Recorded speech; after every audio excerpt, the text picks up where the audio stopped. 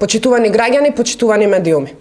Очигледно е дека недоразбирањата во СДС придонесуваат за раст на нервозата во нивните партиски кругови.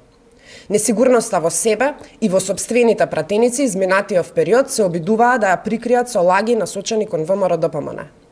Ковачевски и Зечевик не можеле да ја контролираат пратеничката група и по изнесените информации од наша страна за тројца пратеници од редовите на СДС од првата и втората изборна единица, кои не се согласуваат со ваквите уставни измени, и за 6 пратеници од внатрешноста, за кои ваквата политика на СДС е најлошата можна работа која тие можат да ја направат, Ковачевски свикал групна координација со пратениците, на која тој сакал да ги убеди дека ова е единствениот начин СДСМ да опстане уште некој месец на власт и дека само така ќе може да ги убеди албанските партии да дадат максимална поддршка за опстанок на владата.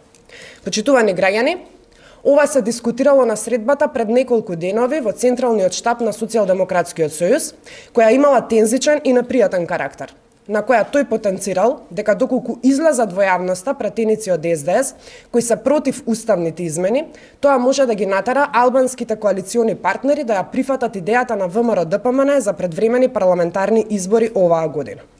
Од тука се поставува прашањето дали е точно дека тој побарал од пратениците да излезат со заеднички став и документ кој ќе биде потпишан од секој еден од нив поединечно, дека безусловно ќе гласаат за уставните измени и влез на бугарите во уставот, како и да се формулирани тие.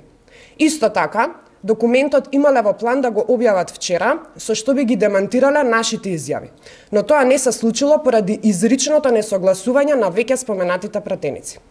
Ковачевски залудно се труди со притисоци да го промени мислењето на сите оние кои се против ваквите уставни измени, затоа што дури и во самата негова партија нема доверба за спроведување на ваков процес. Почитувани граѓани, почитувани медиуми. Жалиме што сите ние сме сведоци на методите со кои што се служи СДС само за зачувување на власта некој ден или месец повеќе. Наместо оваа голгота низ која поминува државата да треба да биде секојдневие уште десетина месеци, Ковачевски може да стави крај на своите маки со прифаќање на предвремени парламентарни избори, па нека побара мандат од граѓаните за политиките кои ги води, а ВМРО-ДПМН ќе излезе со план во 3 столба за надминување на кризата. Ви благодарам. Повелете доколку имате прашања? Прашањето сега ќе ми беше за реакцијата на СДСМ дека практично притисокот е во редовите на ВМРО-ДПМН чии пратеници не се согласуваат со ставот на партијата генерално, односно дека ќе гласат за уставните измени, и на тоа би го надоврзала, бидејќи веќе ги конкретизирате и посочувате од која изборна единица се па може да се предпостават нели некако кои имиња се на пратениците кои не се согласуваат.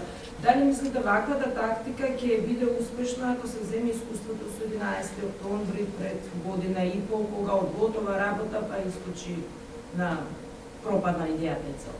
Јас ќе се повикам повторно на пресконференцијата и ќе нагласам дека она што се случува во изминатиот период во Социјалдемократскиот сојуз, тие се обидуваат да ја го префрлат и пресликаат како состојба во ВМРО-ДПМН. ВМРО-ДПМН и пратеничката група е кохезивна. Порачуваме Ковачевски да се посвети и да одговори на сите овие прашања, дали е вистина дека атмосферата во Социјалдемократскиот сојуз е тензична и дека постојат пратеници токму од неговата пратеничка група кои што не се согласуваат со овие уставни измени. А во второто прашање, дали мислите однапред објавувањето дека има несогласувања како што беа листите за 11 октомври за рушење на власта пред година и пол може да се случи исто? Дали стравувате може да такво нешто да се изненадите во делот кога ќе дојде моментот за уставни измени? Повторно ќе потенцирам, пратеничката група на ВМРО-ДПМН е кохезивна, ставот на ВМРО-ДПМН е по однос на уставните измени е јасен, концизен, конкретен и не очекуваме ниту милиметар да се отстапи од позицијата која што има ВМРО-ДПМН по однос на уставните измени. Ви благодарам и на вас.